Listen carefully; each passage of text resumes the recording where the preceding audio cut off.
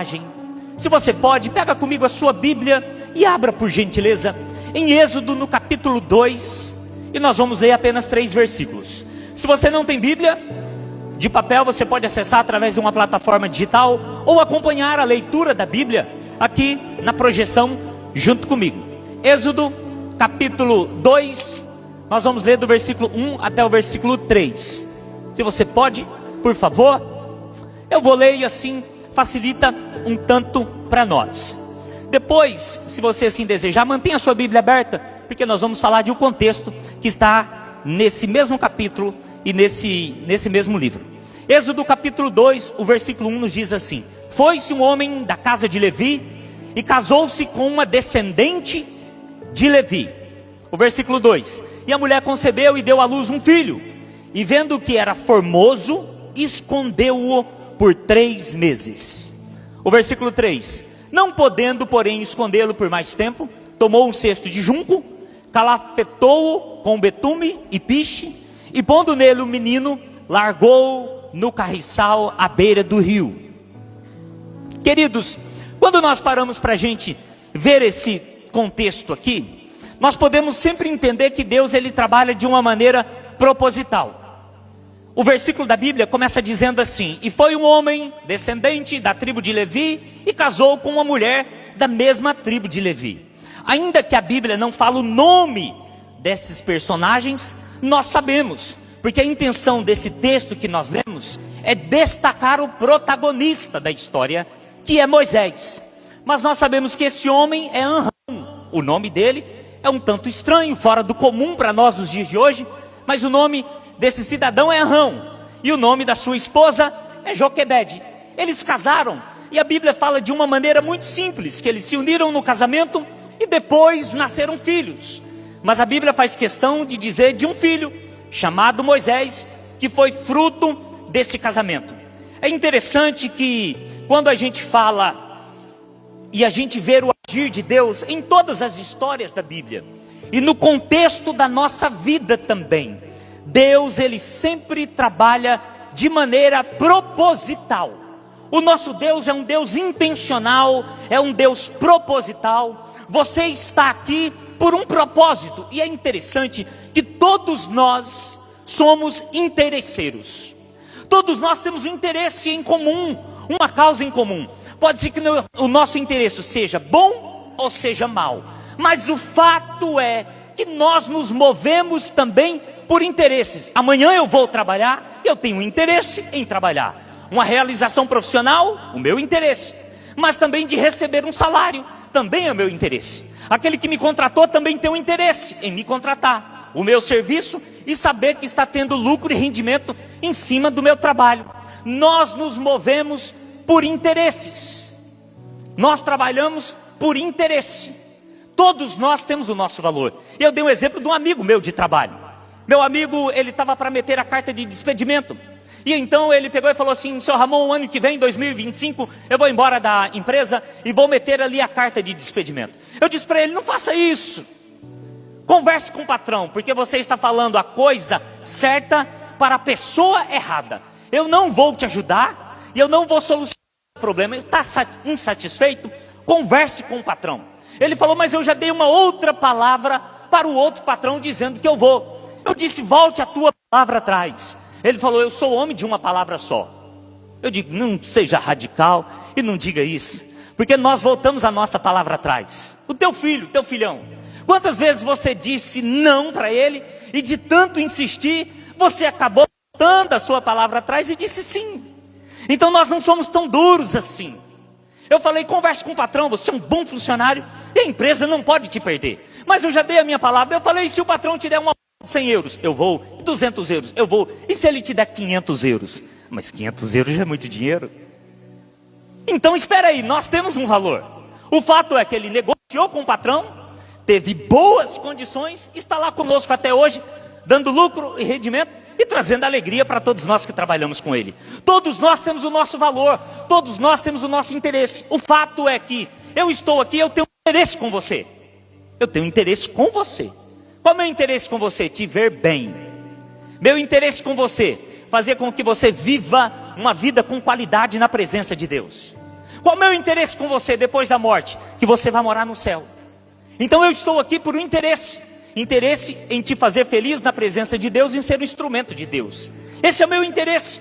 Você está aqui por um interesse também, o interesse de sentir a presença de Deus, a graça de Deus, o favor de Deus, o milagre de Deus. São bons interesses, mas que são interesses. Deus, ele também trabalha de maneira proposital, intencional. E o que é que nós lemos aqui? Houve um casamento. O fruto desse casamento, o fruto dessa aliança, foi um filho chamado Moisés. Foi uma aliança estabelecida por Deus, esse casamento. Para quê? Para cumprir o propósito. Existe um propósito, existe uma finalidade, que é a realização do casal e a geração de filhos. Os propósitos de Deus cumpridos em nós nos completa. E nós nos sentimos completos quando nós cumprimos o propósito a qual Deus tem para nós. E ao cumprir o propósito que Deus tem para nós, automaticamente somos geradores de vida, geradores de filhos, como nós vemos aqui nesse casamento. Toda aliança que Deus cria tem um objetivo de maior alcance. Todo propósito de Deus tem o objetivo de um maior alcance. Um maior alcance daquilo que a gente vê, daquilo que a gente ouve, daquilo que a gente sente, daquilo que a gente percebe. A Bíblia diz em 1 Coríntios, no capítulo 2, no versículo 9, como está escrito: nem olhos viram, nem ouviram, nem jamais, olha a sentença, nem jamais penetrou em coração humano o que Deus tem preparado para aqueles que o amam. A Bíblia diz em Efésios 3:20, ora, aquele que é poderoso para fazer tudo, muito mais abundantemente, além daquilo que pedimos ou pensamos, segundo o poder que opera em nós. Então Deus, ele faz muito além do que aquilo que a gente imagina. Então quando Deus move na nossa vida, ele move de uma maneira proposital. Você está aqui porque existe uma intenção de Deus com você. Existe um propósito de Deus com você, como nós vemos nesse casamento e no nascimento desse menino chamado Moisés. Mas quando Deus estabelece os seus propósitos, dentro dos propósitos de Deus, Deus estabelece proporções. Então Deus tem um propósito. E dentro do propósito de Deus existem proporções. E qual é a proporção? A gente vê nessa proporção uma cooperação de Joquebede. Joquebede, a mãe de Moisés. Observe comigo, que fala do nascimento de um filho. Mas quando a gente volta para o capítulo 1, no versículo 7, observe o que Deus estava fazendo. A Bíblia diz assim, a proporção de Deus. Lá em Êxodo, nós lemos o 2. Êxodo capítulo 2. Deixe-me falar do capítulo 1. Capítulo 1, versículo 7, diz assim: os filhos de Deus foram fecundos, aumentaram muito e se multiplicaram, e grandemente fortaleceram, de maneira que a terra se encheu. Esses filhos escravos que estão no Egito. Imagine a cena: 70 pessoas saem da sua terra e se tornam estrangeiros e vão para o Egito. E lá no Egito, por 430 anos, Deus abençoa essas pessoas. Só que eles se tornam escravos dos egípcios. E como escravos eles tinham que trabalhar muito. Mas enquanto eles trabalhavam muito, o que Deus fazia? Tornava esses escravos fecundos. Eles se multiplicavam muito. Eles tinham muitos filhos. Eles grandemente se fortaleceram, de tal maneira que a terra se encheu deles.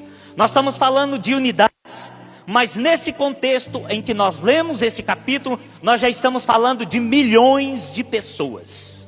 Já não mais de 70 pessoas, mas nós estamos falando aí de milhões de pessoas. É interessante que o que era fora do comum, da realidade divina. Por que era fora do comum? Porque as pessoas estavam sendo escravizadas, mas aquele povo escravizado dentro da senzala, ali com trabalho forçado, esse povo era fecundo. O povo tinha tempo de namorar. E quando o povo namorava, pimba! O tiro era certeiro. De repente, já grávida. De novo, porque Deus fazia os escravos serem fecundos. Eles se multiplicavam. Não era um povo fraco, pobre e desnutrido.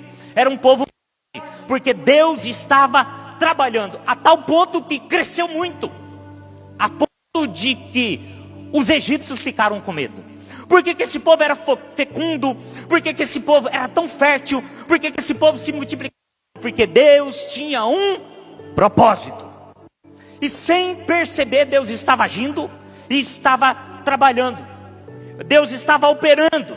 Deus estava realizando algo silenciosamente, sem ninguém perceber, mas de maneira perceptível. E quem percebeu? Os senhorios, os egípcios. Olha, está acontecendo algo aí com esse povo. Esse povo trabalha muito. O tempo de vida de um escravo, e aí depende da região, mas de modo geral, um escravo normal tem o tempo de vida de 5 anos. Se for um bom escravo, 7 anos. Se ele for bem cuidado, ele tem uma probabilidade de viver 20 a 30 anos. Depende muito da sua região e do tempo da colonização em que eles foram escravizados. Estudos dizem que o tempo de vida de um escravo era de 7 anos. Porém, esse povo aqui, escravizado no Egito, o povo de Deus, crescia muito, era muito forte e era perceptível. Então os egípcios perceberam, esse povo cresce muito. Na nossa reunião aqui, no nosso clero, nós temos medos e receio desse povo estrangeiro. Esse povo estrangeiro pode vir uma guerra, eles somarem com os derrotar livres. Então vamos ter aqui uma estratégia para a gente poder abrandar esse povo. Porque sendo muito, entre essa taxa de natalidade fora do comum, nasce mais uma criança, chamada Moisés. E dentro do propósito de Deus existe uma proporção. E essa proporção vai ser derramada de maneira natural sobre Moisés.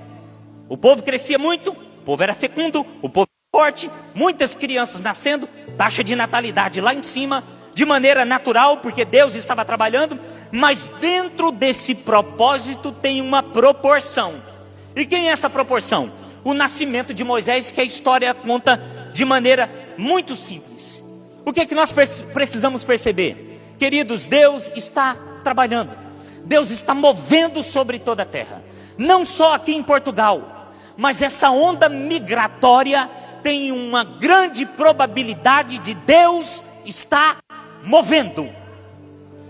Eu jamais vou conseguir ir na Romênia, mas hoje de manhã tinha uma mulher aqui da Romênia, hoje de manhã no nosso culto, procurando saber do culto em inglês, porque ela não fala português nem espanhol, mas ela precisava de um tradutor. Aqui na nossa igreja hoje de manhã, eu não vou conseguir alcançar a Romênia através do evangelismo, pessoalmente, mas o mover de Deus sobre a terra está movendo as pessoas, não só na nossa igreja. Há poucos dias aqui atrás veio aqui no nosso culto pela manhã um francês, um pastor de uma igreja amiga nossa aqui em Guimarães, tinha uma pessoa do afegão dentro da igreja dele, se viu em apuros como nós, para poder traduzir. Alguém esses dias perguntou na internet para mim: vocês têm culto em inglês? Olha o que Deus está movendo. Dentro de Portugal existem comunidades árabes, a gente acompanha o que está acontecendo lá na capital, lá em Lisboa, e a gente vê o que Deus está fazendo, trazendo um povo, aonde jamais eu iria falar de Jesus para aquele povo, mas se eu for ali no centro de Lisboa, eu tenho a oportunidade de entregar um panfleto para um muçulmano, e ele não pode me matar, ele não pode me prender, ele não pode me denunciar. Olha o que Deus está fazendo. Deus está movendo de maneira silenciosa. Hoje você não precisa ir para o outro mundo para poder falar de Jesus. Através das redes sociais, através do mover migratório de Deus, você encontra pessoas aqui para anunciar a grandeza de Deus. Aqui na igreja nós temos gente da África, temos gente da América Latina, gente da Europa. Nós temos gente que Deus está movendo e trazendo. Para quê? Para cumprir o seu propósito. Como? Em uma proporção ainda maior. Quando começamos a perceber isso, nós começamos a entender aquilo que Deus está fazendo. Nessa onda da ação de Deus e essa proporção que Deus está fazendo, perceber isso e somar com Deus fará com que sejamos como Joquebede, uma mãe cheia de amor e cheia de coragem. Em momentos onde a proporção de Deus é derramada, vai exigir de nós o quê? amor e coragem. E foi exatamente isso que Joquebede fez. Os egípcios, percebendo isso, ficaram com medo e com receio desse crescimento dos escravos hebreus. E com medo e receio, eles tiveram uma estratégia.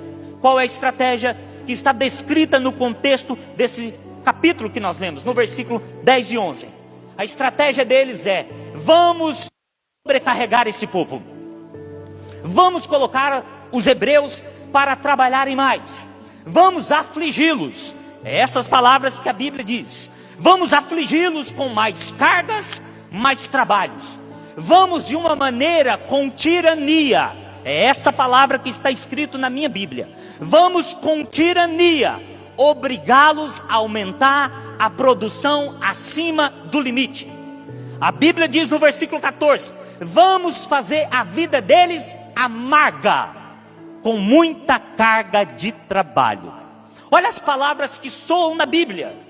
O versículo 12, porém, diz assim: quanto mais os egípcios afligiam os hebreus, mais Deus multiplicava os escravos, e tem uma palavra que fecha tudo: os espalhava. Querido, nós temos que entender isso. E eu louvo a Deus pela quantidade de pastores que tem aqui na igreja. Nunca participei de uma igreja onde tivesse tantos pastores. Isso alegra o meu coração. Sei muito bem que isso é temporário, porque é a proporção que Deus está fazendo, é o preparo que Deus está fazendo. Porque a intenção de Deus não é nos ajuntar. O objetivo de Deus é nos espalhar, para que a gente alcance aqueles que são inalcançáveis. Então Deus, ele está trabalhando de uma maneira silenciosa, de uma maneira poderosa, mas o Senhor está movendo. O povo foi obrigado a trabalhar mais. Essa é a estratégia do diabo, para parar os propósitos de Deus na sua vida. E quando sabe que na sua vida existe uma proporção maior, o que o inimigo e as circunstâncias irão fazer? Vamos colocar mais trabalho. Olha, quer ganhar 90 euros por sábado? Vem trabalhar, você vai ganhar mais 90 euros. Faço continhas rápidas: 9 vezes 4, 36, 360 euros. Já soma com as horas que eu estou dando durante a semana, as horas extras, mais o trabalho que eu tenho, nada, vou conseguir tirar aí, uns 1.800. Muito bom. Estou ganhando quase igual um enfermeiro, um chefe de enfermagem, então está muito bom. O que eu vou fazer? Vou dar horinhas. O que eu vou fazer? Aí que chega um final de semana, que chegue um adicional noturno, que chegue um feriado, para que eu trabalhe mais. E cada vez a gente trabalha mais. E o diabo vai dando profissionalismo, o diabo vai dando condições, as circunstâncias vão favorecendo, porque é 100 daqui, 30 daqui, 40 de lá, e de repente a gente tem que trabalhar um pouquinho mais, para poder ter uma qualidade de vida um pouquinho melhor, e superar um pouquinho mais, e de repente a gente está cheio de carga. E o propósito de Deus, e a proporção de Deus, está colocada de lado, devido a tantas cargas que nós temos. Foi esse o objetivo do inimigo: parar o propósito de Deus e a proporção de Deus.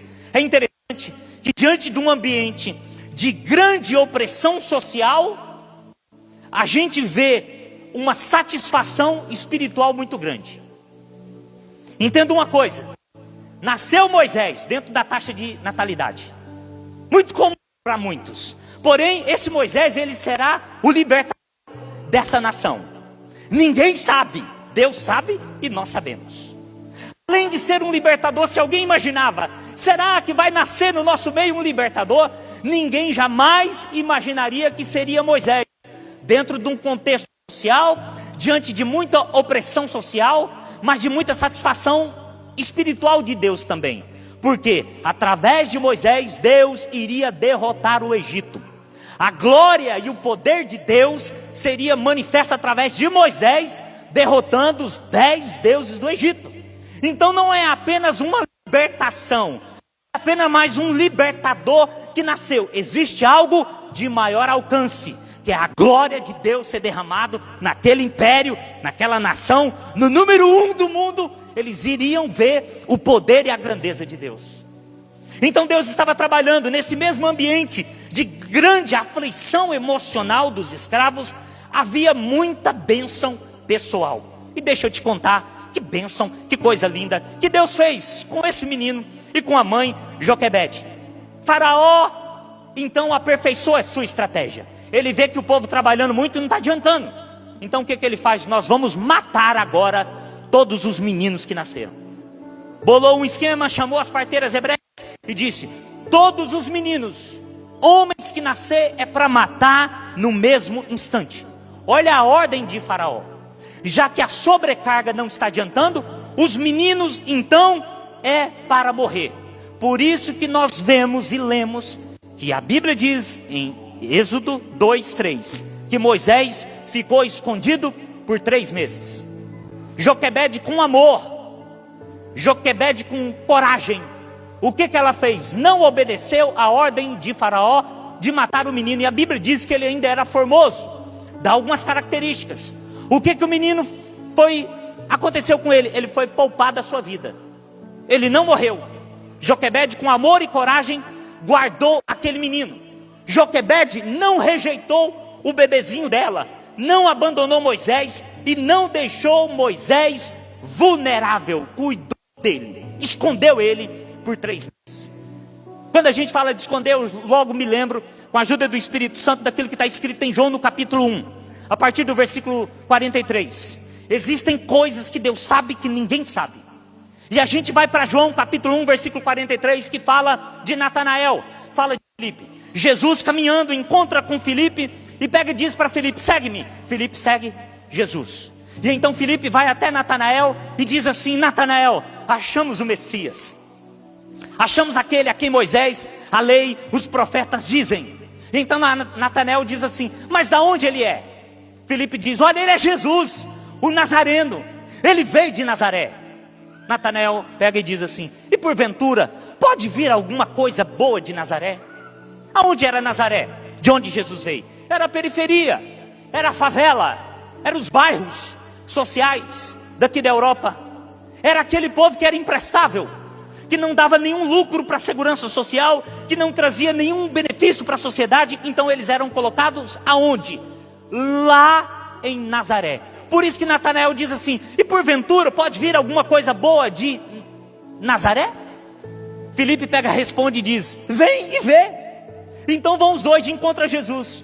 Quando Jesus vê Natanael, fala para Natanael: eis aí um israelita, eis aí um homem de Deus, um homem religioso, em que não há dolo nenhum. Natanael assusta de Jesus chamá-lo pelo nome. E Natanael diz para ele: de onde me conheces? Jesus pega e diz: antes de você chegar até mim, eu te vi debaixo da figueira.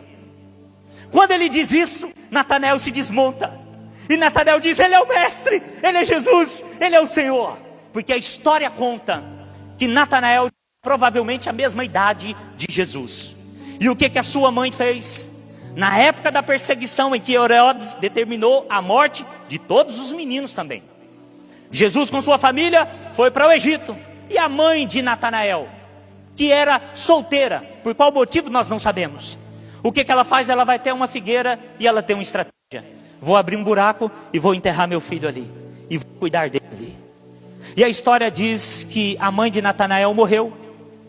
Natanael não tinha pai, não é mencionado na história irmãos, ele não tem nenhuma genealogia, ele estava só.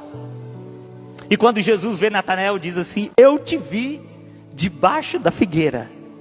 Ou seja, eu te conheço de maneira íntima, de maneira que ninguém conhece. Ninguém conhece a sua história, Natanael, mas eu te vi quando você era um bebê, enterrado lá debaixo daquela figueira, aonde a sua mãe cuidou de você. Deus, Jesus, conhece coisas dentro de nós que ninguém conhece.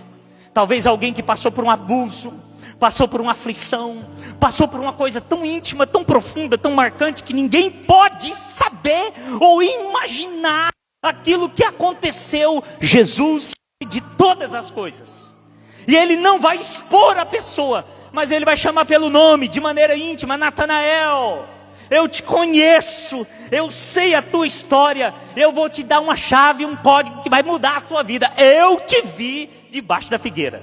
Então ele desmonta. Quando Deus fala conosco, Ele fala de maneira íntima. Ele fala de coisas que talvez ninguém ouvindo vai entender, mas que você percebe logo o que Deus está fazendo. Joquebede, com amor e coragem, fez o quê? Escondeu o menino por 3 meses. não deixou ele vulnerável, não abandonou ele, não rejeitou ele. Então o que ela faz depois de 3 meses? Pega junco, prepara um cesto, betuma esse cesto, coloca na beira do rio e decide deixar Moisés ir à deriva, deixar o destino dos olhos de Miriam guiá-lo. Chama a sua filha Miriam e diz: Miriam, Moisés, o bebezinho de 3 meses, está dentro do cesto que eu preparei betumado com junco. Segue ele para ver qual vai ser o destino. E a Bíblia diz que a filha de Faraó e outras donzelas passeavam à beira do rio e escutaram o choro do menino dentro do cesto. Foram lá, abriram o cesto e viram que era Moisés. Aquelas mulheres logo perceberam que ele era hebreu. Então elas decidem cuidar daquele menino. E diante das autoridades elas dizem assim: nós precisamos de uma mulher para cuidar desse menino, que dê peito para ele, que cuide dele, que ajude ele. E quem é melhor do que as hebreias? Vamos buscar uma hebreia.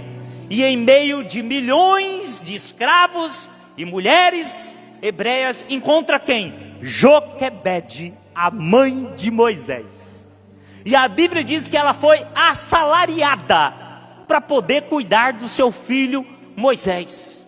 Olha a maneira proposital que Deus trabalha. Olha a maneira intencional que Deus trabalha. Ninguém poderia imaginar que a libertação viria através desse bebê, numa proporção de poder e glória de Deus. Mulheres, e eu quero fazer um ato com vocês, um ato de fé. É interessante que ela já era mãe.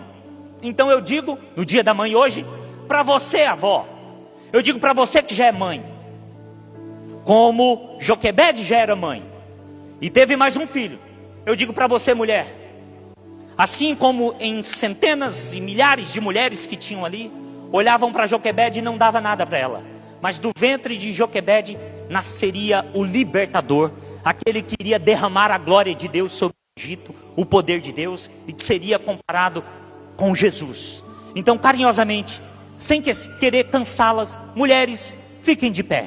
Você que já é mãe, que já teve filho, fique de pé. Pastor, eu não tenho filho ainda, fique de pé também.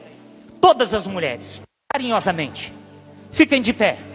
Eu quero liberar uma palavra de Deus sobre a sua vida, de maneira comum, porque tudo que está acontecendo aqui nesse cenário é de maneira comum, mas existe um propósito de Deus e uma proporção de Deus. Existe algo extraordinário de Deus que ninguém está entendendo: o nascimento de um menininho chorão chamado Moisés.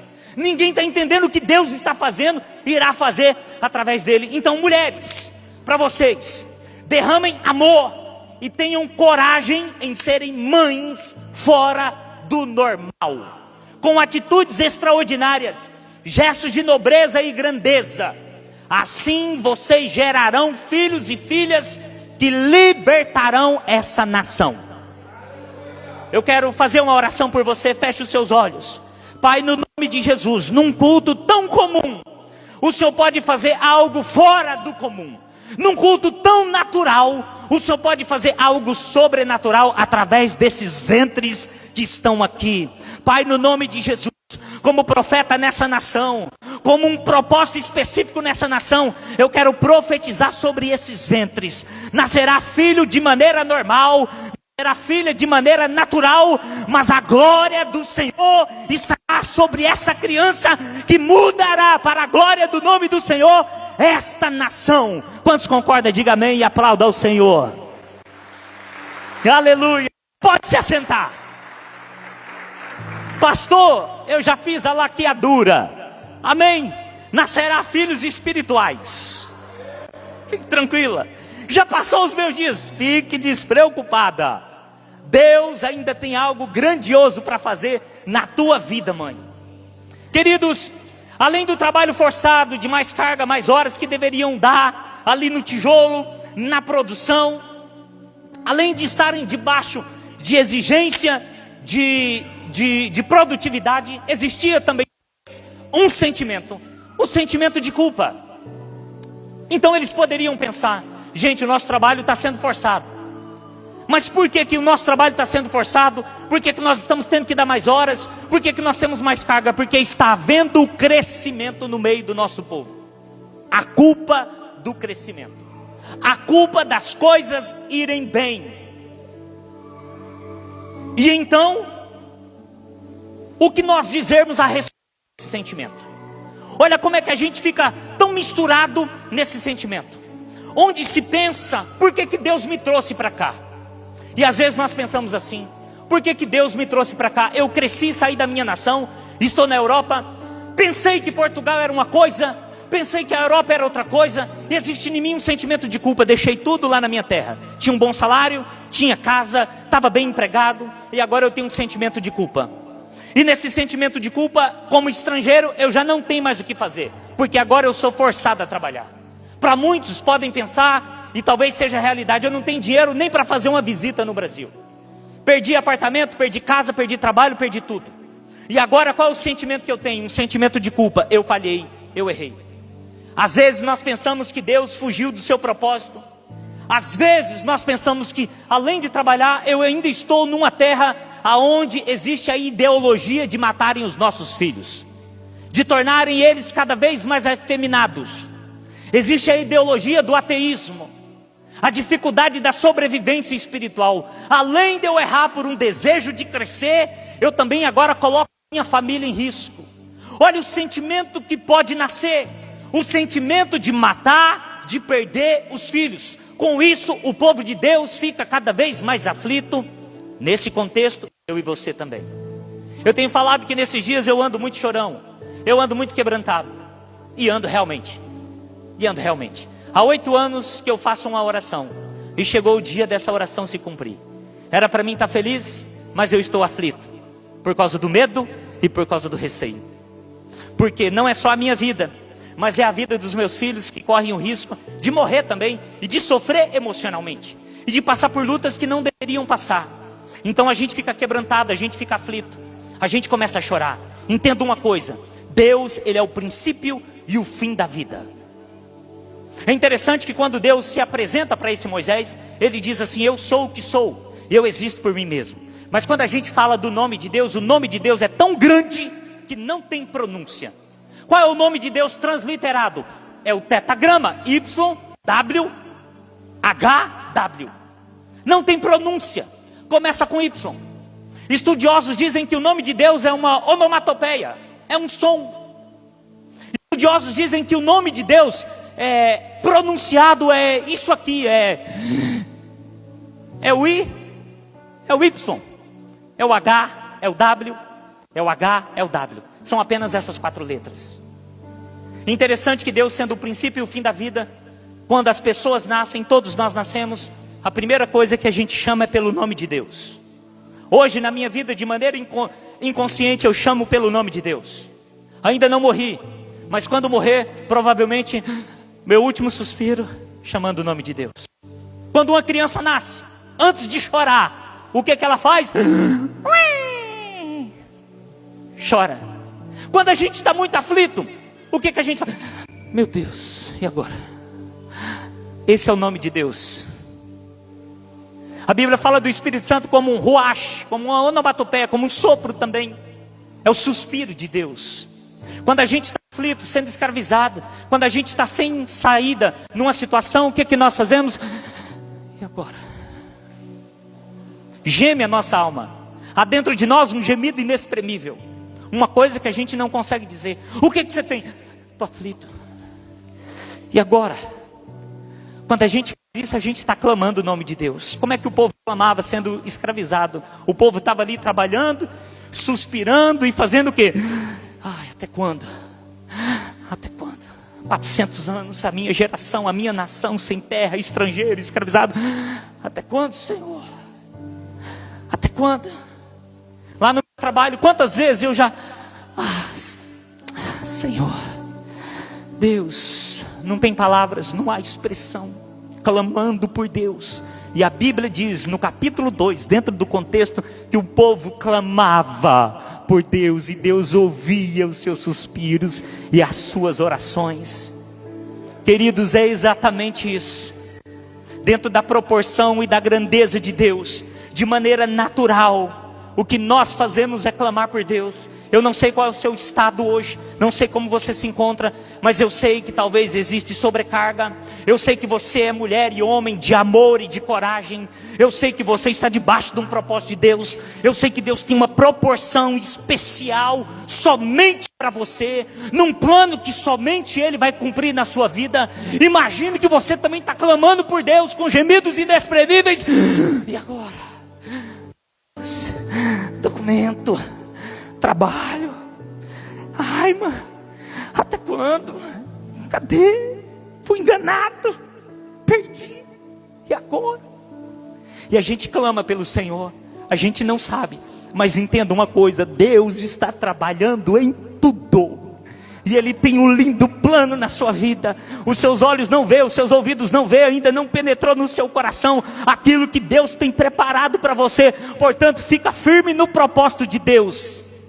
Ainda que é de maneira natural, Deus está trabalhando de maneira sobrenatural. Dentro da normalidade, lá no teu trabalho, na dificuldade da escola, da faculdade, do contexto, da logística dessa vida, Deus está trabalhando. Portanto, não desanime.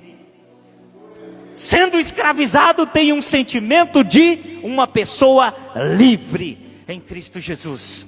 Portanto, quando você suspirar e respirar, saiba que Deus está trabalhando poderosamente na sua vida. Eu quero orar por você.